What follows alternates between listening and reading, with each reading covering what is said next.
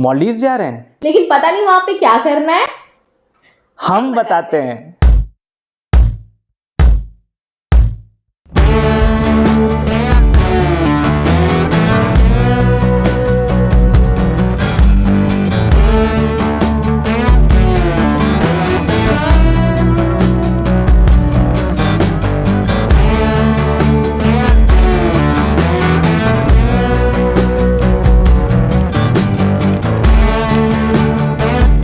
हाय, मैं हूं आशुतोष और मैं हूँ मेघना। और आप देखना शुरू कर चुके हैं बेतरतीब, जिसमें हम आपको बताते हैं ट्रैवल, फूड से जुड़ी ढेर सारी किस्से, कहानियाँ और हमारे वीडियोस जिन्हें आप बहुत पसंद करते हैं। तो आज इस वीडियो में हम आपको बताने वाले हैं कि मालदीव्स अगर आप जा रहे हैं तो आपको वहाँ पे किन एक्टिविटीज़ को करना चाहिए और उन एक्टिविटीज़ के लिए आपको कितना रुपये देना पड़ सकता है। इसके अलावा हम आपको बताएंगे कि उन एक्टिविटीज़ को करने के क्या प्रो एंड कॉन्स हैं, कैसे करने चाहिए, किन किन चीज़ों का ध्यान रखना चाहिए, और इसके अलावा क्या बताएंगे। और इसके अलावा ये कि आप कैसे उस एक्टिविटीज़ के लिए खुद को प्रिपेयर करें, क्योंकि कई बार ये एक्टिविटीज़ आपको डराने वाली हो सकती हैं। कई बार आपको लगेगा कि यार मैंने तो पहले कभी लाइफ में नहीं किया, तो उसे कैसे करूं। तो अब ये शादी वाला जो अभी सीज़न चल रहा है, शादियां होंगी तो जाहिर है लोग हनीमून पे जाएंगे, और मालदीव से बेस्ट जगह हनीमून के लिए कोई भी नहीं है। तो इसलिए हम आपको वहाँ पर जाकर कुछ ऐसी एक्टिविटीज़ सजेस्ट करने वाले हैं जिन्हें आप करके एंजॉय कर सकते हैं। और मैं ये भी बता दूं कि इसी साल यानी 2023 जनवरी में हमारी शादी हुई थी और हम हनीमून पर मालदीव्स ही गए थे। हमने उसके 3 व्लॉग्स बनाए हैं जो आप देख सकते हैं। हमारा पूरा बजट उसमें मैंने बताया हुआ है कि हमारा 3 रात और 4 दिन का कितना बजट था, हम कहाँ कहाँ गए, किस आइलैंड पे रुके, वो सारी चीज़ें आप उस पर देख सकते हैं। प्लस इन वीडियोस के लिंक आपको इस वीडियो के डिस्क्रिप्शन बॉक्स में मिल जाएंगे, तो ये वीडियो पूरा देखने के बाद उन वीडियोस को ज़रूर देखिएगा। तो फटाफट शुरू करते हैं और सबसे पहले बात करते हैं वहाँ की सबसे पहली एक्टिविटी की। और ये एक्टिविटी वो है कि अगर आप मालदीव्स गए और ये नहीं किया तो मतलब आपने कुछ भी नहीं किया। मैं बात कर रहा हूँ स्नॉर्कलिंग की। स्नॉर्कलिंग को आप ऐसा समझ सकते हैं कि आप कई बार आप ऐसा वॉशरूम में आप जाते हैं, या छोटे बच्चे होते हैं, वो बाल्टी में अपना सिर डाल के ऐसे अंदर देखने की कोशिश करते हैं कि पानी कैसा दिखाई देता है। बिल्कुल वैसे ही स्नॉर्कलिंग होता है। वो आपको समुद्र में डालेंगे, आप पानी के ऊपर सरफेस पे फ्लोट कर रहे होंगे, आपका चेहरा अंदर होगा और आप देख रहे होंगे कि वहाँ पर अंदर समुद्र कैसा दिखाई देता है, वहाँ का मछलियाँ कैसी हैं, कोरल रीव्स, पत्थर और जो दूसरे प्राणी होते हैं वो कैसे होते हैं। तो ये आपको स्नॉर्कलिंग में ये मज़ा मिलता है। तो अब स्नॉर्कलिंग करना कैसे है उसके बारे में मैं आपको जल्दी से बता देता हूँ। खास बात यह है कि स्नॉर्कलिंग करने के लिए ज़रूरी नहीं है कि आपको स्विमिंग आए ही आए। बिना स्विमिंग आए भी आप स्नॉर्कलिंग कर सकते हैं, उसमें कोई ख़तरा नहीं होता। बस 2-3 मिनट की प्रैक्टिस होती है। वो आपको इक्विपमेंट्स देंगे जो मुंह पे लगता है और उसकी पाइप बाहर निकली होती है। तो जब आपका सिर अंदर होगा, आप उस पाइप से सांस ले रहे होंगे जो पानी के ऊपर होगा। उसमें ये करना होता है कि आपको मुंह से सांस लेना होता है, जिसकी आप 2-3 मिनट भी प्रैक्टिस करेंगे तो वो चलेगा। तो हम जब मालदीव्स गए थे, हम गाफरू आइलैंड पर रुके थे और वहाँ पे गाफरू व्यू इन नाम का एक रिजॉर्ट है, एक छोटा सा होटल है। वो बहुत ही अच्छा बढ़िया होटल है। इकबाल नाम के ओनर उसको मैनेज करते हैं। आप नंबर हमने डिस्क्रिप्शन में दिया है, आप उनसे कांटेक्ट कर सकते हैं। इकबाल ने हमें 2 तरीके की स्नॉर्कलिंग कराई थी। वैसे स्नॉर्कलिंग कई तरीके की होती है। पहली स्नॉर्कलिंग थी टर्टल स्नॉर्कलिंग और दूसरी थी कोरल रीफ स्नॉर्कलिंग।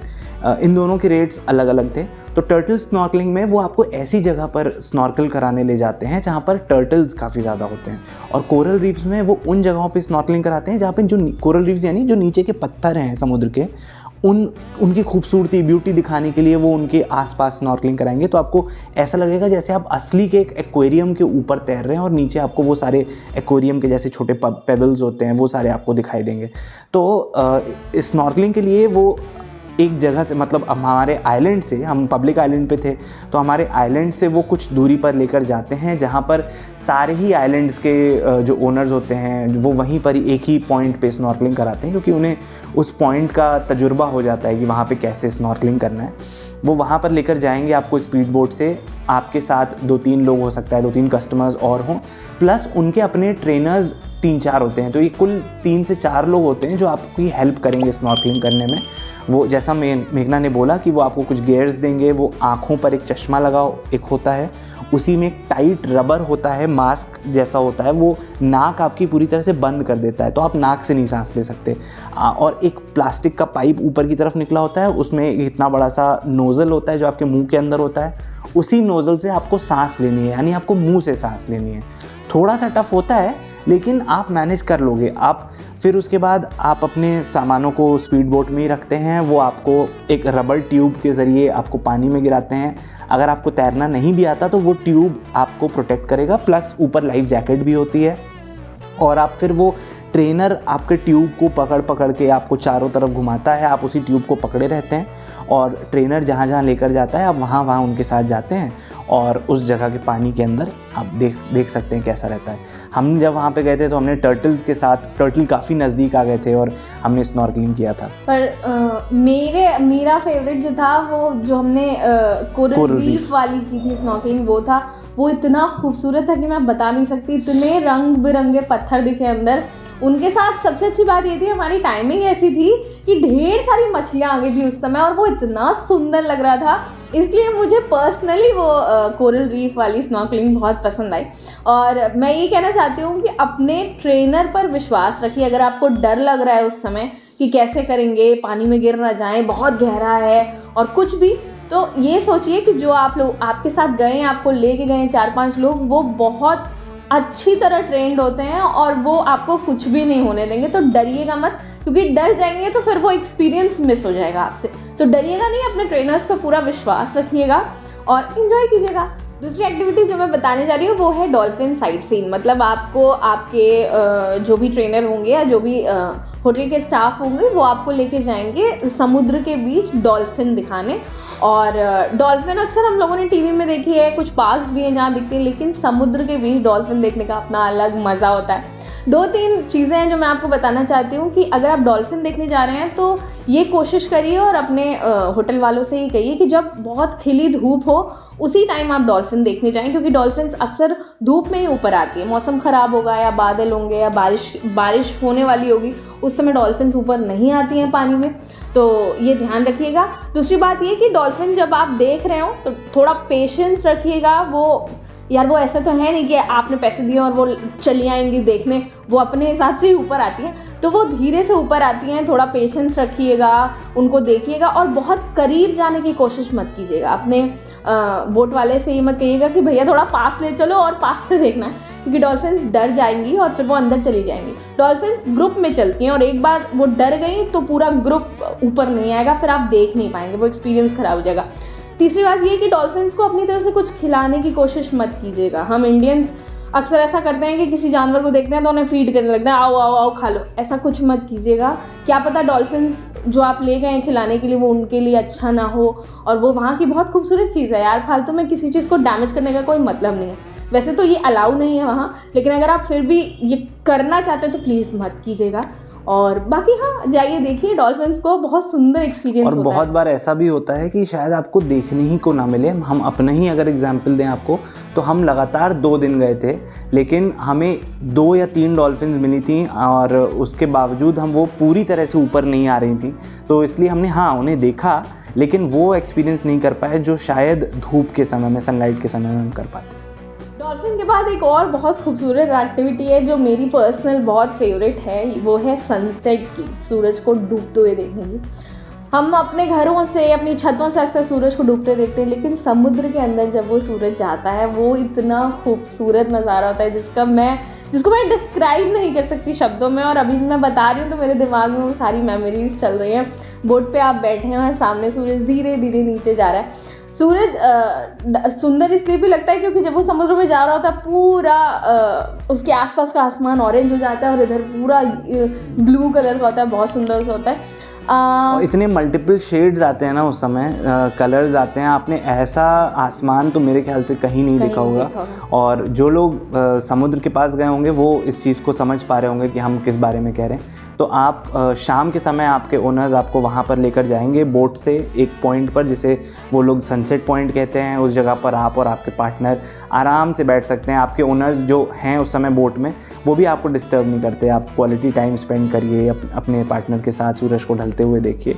और उस मोमेंट को एंजॉय करिए। एक बात और मैं जोड़ना चाहूँगी, जब आप सनसेट देख के वापस आ रहे होंगे अपने होटल की तरफ, तब हो सकता है थोड़ा सा आपको डर लगे, क्योंकि अंधेरा हो चुका होता है और आप पानी पे होते हो, और पानी, समुद्र की आवाज़ वैसे भी डरावनी होती है रात में स्पेशली।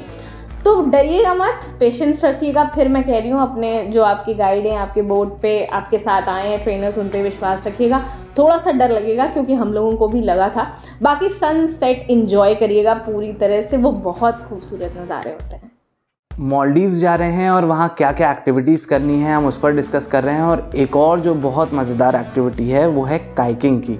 तो काइकिंग जो एक ऐसी एक्टिविटी है जिसमें आपके और आपके पार्टनर के यानी कपल के बीच का बॉन्ड काफ़ी स्ट्रॉन्ग हो जाता है। कायक एक बोट होती है पतली सी, उसको जनरली 2 लोग चलाते हैं, एक आगे बैठता है एक पीछे बैठता है, और हाथों में चप्पू होता है, खुद ही से ये बोट चलानी पड़ती है। लेकिन ये जिस जगह पर यानी समुद्र में चलानी पड़ती है, और जिनको बोटिंग करना नहीं आता या फिर जिन्हें तैरना नहीं आता, उनके लिए ये बहुत चैलेंजिंग एडवेंचरस मेरे ख्याल से एक्टिविटी है। और इस एक्टिविटी में हमने जो किया था वो थी ग्लास काइकिंग। एक नॉर्मल काइकिंग होती है जिसमें जो बोट होती है वो प्लास्टिक की, एक कलरफुल प्लास्टिक की होती है, और ग्लास काइकिंग में वो भी फाइबर ही होता है, लेकिन वो ट्रांसपेरेंट होता है। तो आप अंदर जैसे बैठे हैं वो दिख सकता है आपको कैसा अंदर दिख रहा है। तो ये बोट को वो समुद्र के किनारे आपके जो ट्रेनर्स हैं वो उसे छोड़ते हैं, और फिर आपको चप्पू चलाते हुए समुद्र के अंदर लेकर जाना होता है। आप जितने एक्सपीरियंस्ड हैं उतना अंदर लेकर जाइए और फिर अपने पार्टनर के साथ बोटिंग का मज़ा लीजिए।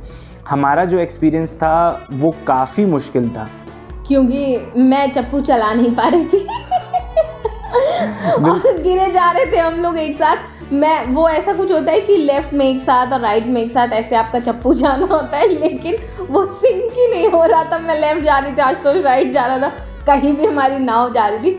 तो वो आपकी बॉन्डिंग को भी दिखाता है, आपके और आपके पार्टनर की, और वो बहुत अच्छा एक्सपीरियंस होता है। बट डरावना भी होता है अगर आप काइकिंग नहीं कर पाते, क्योंकि आपको हमेशा लगता रहता है कि अब गिरी ना हो, अब गिरी ना हो, कि अब पलटी ना हो, ऐसा कुछ होता है। और वो बोट बार बार रीफ से जाके हमारी टकरा जा रही थी, या फिर 1-2 बार तो बीच के किनारे तक आ गई थी, तो हमारे ओनर को फिर से उसे पुश करके अंदर भेजना पड़ा था। तो इन सारी चीज़ों के इतर ये बहुत ही बढ़िया एक्टिविटी है, और इसे अगर आप वहाँ पर जा रहे हैं तो इसको ज़रूर ट्राई कर सकते हैं। 1 घंटे की जनरली एक्टिविटी होती है, अगर आप पूरा 1 घंटा करना चाहें, नहीं तो आप उससे कम देर, कुछ देर के लिए कर सकते हैं। आपके ऊपर बॉडी पे लाइफ जैकेट भी होता है, तो ऐसा कुछ भी डरने की बात नहीं है कि आप डूब जाएंगे, और वहाँ ट्रेनर्स मौजूद होते हैं जो आपको उस समय उस मोमेंट पे हेल्प कर देंगे। अगली एक्टिविटी है सैंड बैंक पर लंच। और ये एक्टिविटी बताने से ज़्यादा मैं ये पहले बताऊंगी कि इस एक्टिविटी को करने से पहले क्या क्या तैयारी करें। है तो बहुत सुंदर एक्टिविटी, बहुत अच्छा लगेगा आपको, लेकिन इसके साइड इफ़ेक्ट बहुत ज़्यादा हो जाएंगे। मुझ पे बहुत हुए थे, इसलिए मैं आपको पहले प्रिपेयर करना चाहती हूँ। ये ऐसा है कि आपको आपके होटल से, होटल स्टाफ या जो भी आपके ट्रेनर होंगे वो एक सैंड बैंक पे लेके जाते हैं, फिर वहाँ आपको बिठाते हैं और वहाँ आपकी लंच की व्यवस्था करते हैं उस सैंड बैंक पे। तो हमें जहाँ लेके गए थे वहाँ उन्होंने एक छतरी गाड़ दी, और सैंड बैंक था, चारों तरफ समुद्र था, और ऊपर से बहुत तेज़ धूप आ रही थी। तो पहले तो पता नहीं चला, बाद में इतनी गंदी वाली टैनिंग हो गई ना कि मैं बता नहीं सकती। खैर, उसके बाद वहाँ लंच आपका देते हैं और आपको लंच कराते हैं। यहाँ जाने से पहले आपको जो सबसे ज़रूरी काम ये करना है कि सनस्क्रीन थोप लीजिएगा, जितना थोप सकते हैं हर जगह अपनी बॉडी पे, क्योंकि बहुत गंदी टैनिंग होती है। दूसरा, वहाँ खाने का आप चॉइस बता सकते हैं अपना, जो खाना हो वो प्रिपेयर कर देंगे आपके लिए। तीसरा, वो कुछ देर के लिए आपको अकेला भी छोड़ते हैं सैंड बैंक पे। अगर आप ऐसा रिक्वेस्ट करेंगे तो वो कुछ देर के लिए आप, वो अपनी बोट लेके इधर उधर जा सकते हैं, और आप थोड़ी देर अकेले अपने पार्टनर के साथ टाइम स्पेंड कर सकते हैं। मुझे जो सैंड बैंक की सबसे अच्छी बात ये लगी कि जो ओनर्स होते हैं और वो आपके लिए जो अरेंजमेंट करते हैं, वो वहीं पर ही उसी रेत से ही बैठने के लिए चेयर बनाते हैं, टेबल बनाते हैं, उसी पे खाना रखते हैं, और आप और आपका पार्टनर उसी रेत की चेयर पे बैठते हैं और वहीं पर आप लंच करते हैं। गर्मी ज़्यादा होती है क्योंकि जैसा मेघना ने कहा, पूरा वो रेत का टीला है सैंड बैंक, और रेत से ज़्यादा धूप रिफ्लेक्ट होकर बॉडी पे लगती है, इसलिए टैनिंग भी बहुत ज़्यादा हो जाती है, आप बहुत टायरिंग महसूस करते हैं। बट ये एक्सपीरियंस बहुत अच्छा है। आप लगभग पूरा दिन, हमने तो लगभग पूरा दिन वहाँ पर बिताया था सैंड बैंक पर, और फिर शाम को जब आप आते हैं तो एक गज़ब का एक्सपीरियंस आप अपने साथ लेकर आते हैं वहाँ से। लंच की बात हो गई तो अब डिनर की भी बात हो जानी चाहिए। एक दिन आप अपनी ट्रिप के एक दिन डिनर ज़रूर करिए, वो भी बीच पर। तो ये एक्टिविटी भी बहुत ज़रूरी है। आपने जनरली वीडियोस में देखा होगा कि लोग डिनर पे जा रहे हैं, बैंक्स बीचेस के पास डिनर पे जा रहे हैं, उन्होंने वाइट कलर के क्लोथ्स पहने हुए हैं। तो ये सारी चीज़ें मालदीव्स में आपको मिल जाएंगी। आप पब्लिक आइलैंड पे जा रहे हैं तो वहाँ तो और आसानी से मिल जाएंगी। वहाँ पर क्या करना होता है कि आप अपने ओनर से पहले ही बात कर लीजिए, उसके लिए वो चार्जेस लेंगे और फिर वो आपके लिए ख़ास अरेंजमेंट्स बीच पर करेंगे। रात में टेबल, कुर्सियाँ, लाइटें, म्यूज़िक स्पेशली, और बहुत सुंदर सी डिज़ाइन। मुझे सबसे ज़्यादा हैरानी तो ये हुई कि हम इंडियंस थे तो उन्होंने हमारे लिए म्यूज़िक में इंडियन गाने बजा दिए थे। पीछे कई इंटरेस्टिंग और रोमांटिक गाने बज रहे थे। तो हमने वहाँ पे हम बैठे, हम साथ में हमने हाथ पकड़ के बीच पर एंटर किया, फिर उन्होंने हमें वहाँ बैठाया, फिर धीरे धीरे पे अरेंज किया। कैंडल लाइट की जगह लाइट्स उन्होंने लगाई हुई थी और उसी जो समुद्र का जो शोर हल्का हल्का आ रहा था और गाना चल रहा था, तो वो पूरा एटमॉस्फेयर बहुत ही ज़्यादा रिफ़्रेशिंग और रोमांटिक हो जाता है। वहाँ पे डांस भी कर सकते हैं। कुछ कपल्स थे जो डांस कर रहे थे। कई फॉरेनर्स आते हैं वहाँ पर, तो वो भी इस तरह सैंड बैंक बीच पर वो भी जो है डिनर करने का मज़ा लेते हैं। जो भी खाना आपको लेना है वो आप अपने ओनर से बोल दीजिए कि वो आप खाना रात में डिनर के तौर पे खाना चाहते हैं, वो आपको अरेंज कर देंगे। मेरा सजेशन ये है कि आप वहाँ पर डिनर के वक्त वाइट क्लोथ्स ही पहने। वो सिर्फ इसलिए कि अंधेरे के समय वाइट ज़्यादा नज़र में आता है, तो आपकी फ़ोटोज़ बहुत अच्छी आएंगी। ढेर सारी पिक्चर्स क्लिक करवाइए अपने ओनर्स से। अगर आप पहले ही पूछ लें कि उनके पास DSLR है या नहीं, अगर ना हो तो अगर आप खुद से अरेंज करके अपने साथ इस ट्रिप पे ले जा सकें तो भी अच्छा, नहीं तो फ़ोन तो है ही, अब तो सबके फ़ोन बहुत अच्छे होते हैं, फ़ोन से क्लिक कर लीजिए, आपकी फ़ोटोज़ बहुत अच्छी आएंगी और वो एक्सपीरियंस भी बहुत कमाल का होगा। तो आप मालदीव्स जा रहे हैं और मिडिल क्लास फैमिलीज़ का ये सपना होता है कि कपल का वो मालदीव्स जाएं और बट बजट में जाएं, क्योंकि उतना ज़्यादा वो एक्सपेंस नहीं बेयर कर सकते। तो हमारा भी यही था कि हमें बजट में जाना था। तो हमारी जो शुरुआत की जो 3 व्लॉग्स हमने डाले थे इसी साल की शुरुआत में, वो आप ज़रूर देखिए। आपको पता लग जाएगा कि मालदीव्स को बजट ट्रिप में भी कैसे मज़ेदार बनाया जा सकता है, आप कितना फ़न कर सकते हैं बजट ट्रिप में। तो अगर वो बजट ट्रिप है तो ज़ाहिर है आपको कुछ चीज़ों में अपने ख्वाहिशों को जो है काटना छांटना पड़ेगा। तो जो सबसे बड़ी एक लोगों की एक जो ख्वाहिश ख़त्म होती है, कटती है, वो ये कि आप मालदीव्स के वाटर विलाज या बीच विलाज पे नहीं रुक पाते। और इन दोनों को वहाँ का मतलब जान कहा जाता है। कहते हैं कि अगर आप मालदीव्स गए हैं और बीच विला पे या वाटर विला पे नहीं रुके तो फिर आपने बहुत कुछ मिस कर दिया। लेकिन हमारा यकीन करिए, ऐसा बिल्कुल भी नहीं है। आप बीच विला, वाटर विला से ज़्यादा एक पब्लिक आइलैंड पे एंजॉय करेंगे जहाँ पर ये नहीं होते, नॉर्मल होटल्स होते हैं। हमारे होटल से जो बीच था वो हार्डली 200 मीटर रहा होगा, 200 से 300 मीटर। तो हम बहुत इजीली पैदल वॉक करके बीच तक चले जाते थे और वहाँ से टहलते हुए आते थे वापस। हमें लोकल्स वहाँ पे देखने को मिलते थे, उनसे इंटरेक्ट करने का मौका मिला। तो लेकिन अगर आपकी ये ख्वाहिश है कि मैं एक पब्लिक आइलैंड पे भी जाऊं लेकिन एक वाटर विला का भी मज़ा ले लूं, तो उस केस में आप क्या कर सकते हैं कि आप पब्लिक आइलैंड पे रुकिए और वहाँ सर्विस लीजिए। यानी ये एक एक्टिविटी है कि आप अपने ओनर से बोलिए कि वो आपको एक प्राइवेट विला पर डेली का डे ट्रिप के लिए लेकर जाए। तो आप प्राइवेट रिजॉर्ट या प्राइवेट आइलैंड पे जा सकते हैं पूरे दिन के लिए। आप वहाँ के होटल्स का मज़ा ले सकते हैं, रूम्स देख सकते हैं कैसे होते हैं, फ़ोटोज़ क्लिक करवा सकते हैं, वहाँ के रेस्टोरेंट्स में खाना खा सकते हैं। प्राइवेट आइलैंड्स पे भी जाके आप वहाँ की एक्टिविटीज़ कर सकते हैं। उन सब के चार्जेस थोड़े ज़्यादा ही होते हैं। हम नहीं गए थे, लेकिन हमारे ओनर ने ये बात हमें पहले बताई थी कि आप ऐसा भी कर सकते हैं। हमने वो ऑप्ट नहीं किया, हम बजट को उतना ज़्यादा नहीं बढ़ाना चाहते थे। लेकिन अगर आपका ये सपना है कि आप वाटर विला देखें तो आप ज़रूर अपने पब्लिक आइलैंड से फेरी के थ्रू आप किसी प्राइवेट आइलैंड पे जा सकते हैं। जो भी आपके आइलैंड के नज़दीक होगा वो वहाँ लेकर जाएंगे और आप उस जगह पर जाकर आप एंजॉय कर सकते हैं, प्राइवेट आइलैंड का मज़ा ले सकते हैं। तो ये था हमारी कुछ एक्टिविटीज़ जो हमने की थी और हमारा सजेशन है कि आप भी करिए। और अगर आप मालदीव जाने का प्लान कर रहे हैं तो हमारे व्लॉग्स को ज़रूर देख लीजिए। आपको पता चल जाएगा कि आपको कैसे जाना है, कब जाना चाहिए, कहाँ जाके रुकना है, कितने दिन के लिए जाना है, टिकट्स और उससे जुड़ी सारी डिटेल्स हमने उसमें दी हुई हैं। बस मैं एक जल्दी से ये बता देता हूँ कि हम एक पब्लिक आइलैंड पे गए थे जिसका नाम था गाफरू आइलैंड, और वहाँ पर हम रुके थे गाफरू व्यू इन नाम के एक होटल में, जैसे इकबाल चलाते हैं। उनका नंबर हमने डिस्क्रिप्शन में दिया है, आप उनसे कांटेक्ट करके आप बात कर सकते हैं और अपने लिए बुकिंग्स कर सकते हैं। तो ये था हमारा मालदीव से जुड़ा एक्टिविटीज़ का वीडियो। आपको ये वीडियो कैसा लगा हमें कमेंट सेक्शन में बताइए। और इस वीडियो को लाइक, शेयर और हमारे चैनल को सब्सक्राइब कर लीजिए। ऐसे ही प्यार देते रहिए और ऐसे इंटरेस्टिंग वीडियोस के साथ, ट्रैवल वाले वीडियोस के साथ हम आते रहेंगे आपके पास दोबारा और मुलाकात होगी नेक्स्ट वीडियो में। तब तक शुक्रिया। बहुत बढ़िया।